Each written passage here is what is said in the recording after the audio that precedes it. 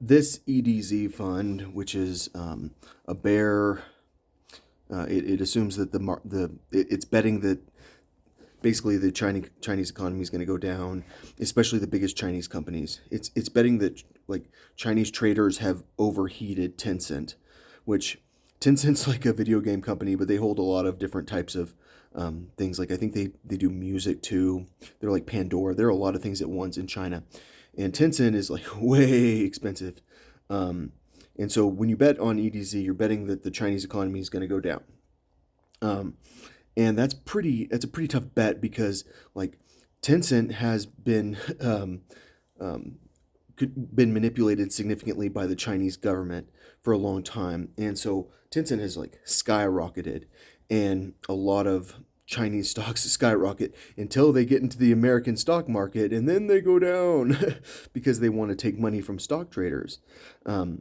But all I'm saying is that when I talk about this bet I've made against Alibaba and Tencent and Samsung, which betting against Samsung is slightly scary because Korea's economy in general is so good, um, but um, betting against Alibaba is scary because Chinese manipulators. But then you start to think about it, and you're like, well, they made it available to American traders, and that's why now it has to tank a little bit, especially because of the way that they've played the game. Anyways, by playing the game, I mean manipulating it up.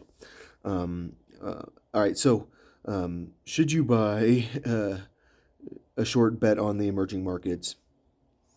I feel like it's a scary bet. The reason I made the bet is because I had such a little amount of money, and I was like, I feel like this is where I can turn 150 bucks into 800 bucks. And so um, I wanted to make a big bet. I mean, because when you're betting such a small amount, like even if it goes up 30%, you're like, wow, I made 30 bucks.